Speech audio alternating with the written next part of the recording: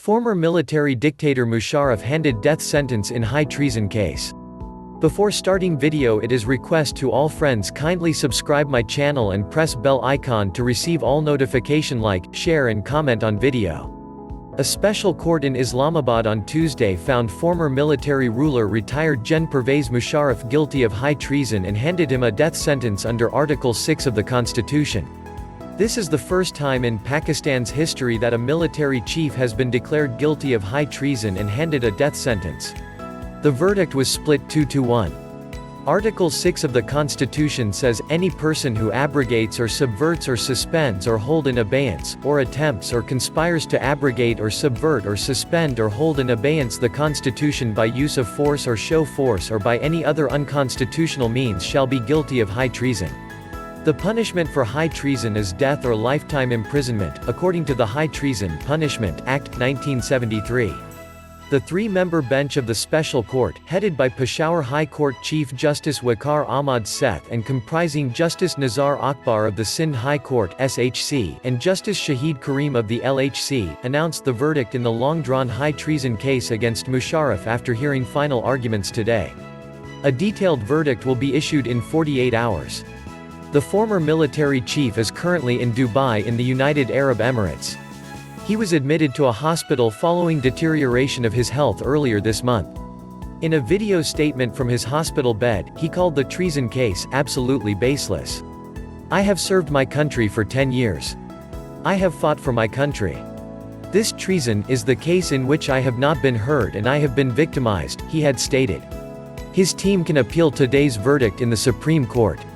If the top court upholds the special court's verdict, the president possesses the constitutional authority under Article 45 to pardon a death row defendant. Dawn's front page on November 4, 2007.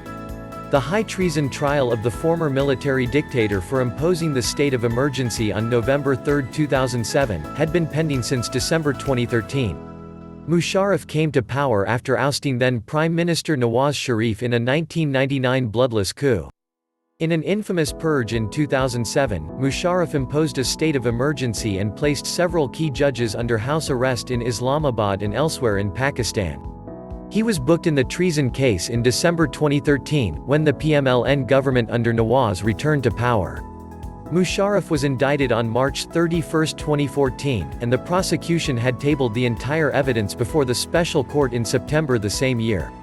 However, due to litigation at appellate forums, the trial of the former military dictator lingered on and he left Pakistan in March 2016 to seek medical treatment, promising to come back to his beloved homeland in a few weeks.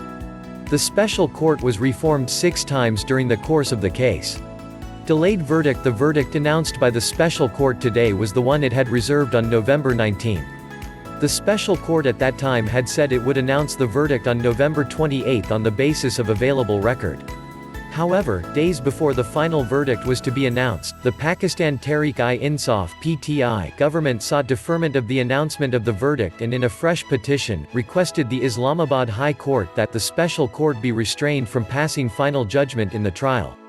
Subsequently, on November 27, the IHC stopped the special court from issuing its verdict reserved in the case on November 19. Additionally, they directed the government to notify a prosecution team by December 5. On December 5, the new prosecution team for the government appeared before the special court, after which the special court adjourned proceedings till December 17, adding that it would hear arguments and announce the verdict on the same day. Court displeased with additional petitions at the outset of today's hearing, the government's prosecutor, Advocate Ali Zia Bawa, said that they had submitted 3 petitions today. One of the petitions asked that the court make 3 individuals, former Prime Minister Shawkat Aziz, former Supreme Court Chief Justice Abdul Hamid Dagar and former Law Minister Zahid Hamid, suspects in the case. "We want to make Musharraf's facilitators and companions suspects as well. It is important that the trial of all suspects is held at the same time," the prosecutor said. Submitting such a request after 3.5 years means the government doesn't have the right intentions. Today the case was set for final arguments and now new petitions have been submitted, remarked Justice Karim. Justice Akbar questioned the lawyer regarding the evidence against the individuals that the government wanted to include in the case. The stage of investigations and presenting evidence has passed. "Has there been a new investigation against the included suspects?" he asked, in response to which the prosecutor said that an investigation can only be carried out after the complaint is registered. The prosecutor said that according to a 2014 petition, Shawkat Aziz had told Musharraf to impose emergency. Justice Akbar remarked that the prosecutor was referring to Musharraf's petition in which the verdict has been reserved, while Justice Karim added that the Supreme Court has also issued a verdict on a petition regarding other suspects. Justice Akbar said 2 weeks had been earlier granted to the government to present a modified charge sheet. "As per the law, charged can be amended anytime before the verdict," responded the prosecutor. "If you want to further make anyone a suspect, submit a new case," said Justice Karim, asking, "Does the government want to delay Musharraf's trial? If 3 individuals are made suspects, the government should also submit requests to make the former cabinet and corps commanders suspects," he added. Justice Karim said that without the court's permission, indictments cannot be amended. Justice Akbar added that no formal request had been received by the court for changes to the charge sheet. "Without the court's permission, no new request can be submitted," said Justice Karim, adding, "We will not hear arguments on a request that was not formally submitted. The prosecution doesn't even know how to submit a request in the court," remarked Justice Akbar, at which the prosecutor apologized. "Your purpose was just to get through today," the judge noted. Justice Karim asked how the Interior Secretary can amend the charge sheet without the approval of the cabinet. "Where is the approval of the federal government and the cabinet?" "According to a Supreme Court verdict, the federal government means the cabinet," he said. He added that if the government doesn't want there to be a delay, it can submit a new request against the other suspects. A second prosecutor, Munir Badi, said the former prosecutor had hidden facts from the court. In October, the special court was informed that the government had sacked the entire prosecution team engaged by the previous PMLN government to prosecute the high treason case against Musharraf. "What action has the government taken against the former prosecutor?" asked Justice Akbar. Justice Karim said with regards to the federal government, the apex court has issued directives in the Mustafa Impex case. After the Supreme Court's directive is issued, the federal cabinet can make a decision, not the Interior Secretary, he said. In the Mustafa Impex case, the Supreme Court had ultimately struck down notifications which were not issued with the approval of the cabinet. It is pertinent to mention that the special court last month had also reserved its verdict in the long-drawn high treason case. However, an Islamabad High Court (IHC) order on November 27, a day before the special court was set to announce its verdict, stopped the special court from doing so after the Pakistan Tehreek-i-Insaf (PTI) government sought deferment of the announcement of the verdict. Request to record Musharraf's statement. Musharraf's counsel advocate Raza Bashir said he had submitted a request to record his client's statement via Section 342 of the CRPC, adding that his client should be given the right to a fair trial. Supreme Court had ended the right to record his statement via Section 342. Justice Akbar responded, adding that the former president had wasted 6 opportunities to record his statement via the CRPC. "Musharraf should get a right to defend," said Bashir. "You and the prosecution are serving as his defense," remarked Justice Akbar, noting that the court had said Musharraf could be presented at any time. Musharraf's counsel said his client's health was not well enough for him to appear before the court. "How can I defend Musharraf without Section 342 statement?" he asked. Justice Seth said that if he is unable to defend his client, it means that his arguments have concluded. Bashir asked for 15 to 20 days to get Musharraf's statements recorded. Justice Seth said that they will review the petition for the formation of the commission to record Musharraf's statements via Section 342, and then the judges left the courtroom for their chambers.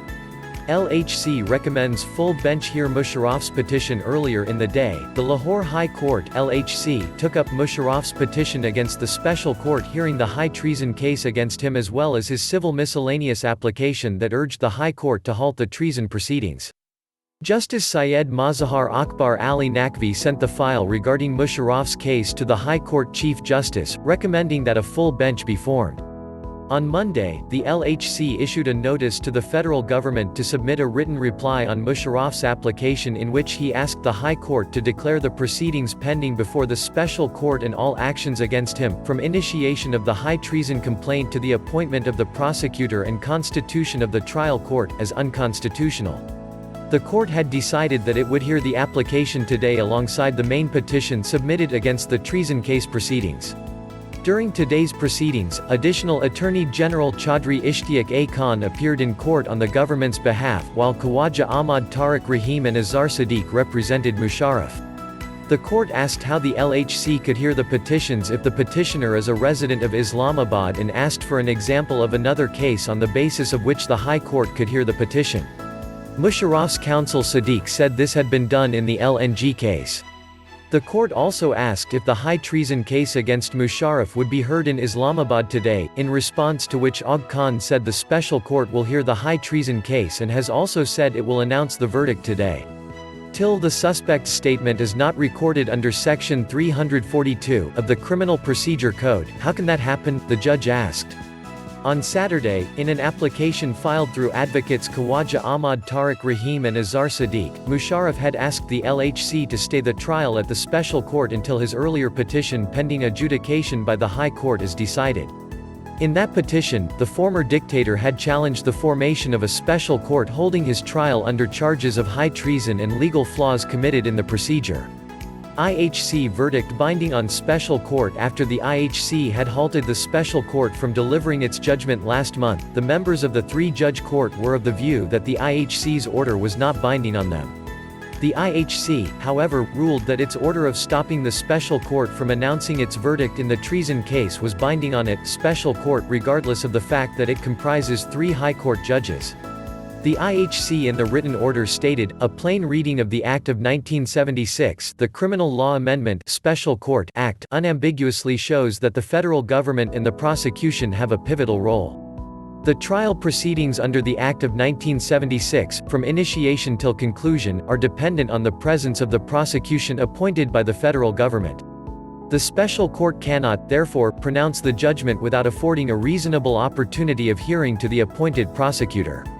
According to the IHC order, the Act of 1976 reads as a whole unequivocally makes it obvious that the trial proceedings are entirely dependent on the prosecution and that in its absence or without hearing it, judgment cannot be announced. Friends, don't forget to subscribe my channel, like, share and comment on video. Thanks for watching.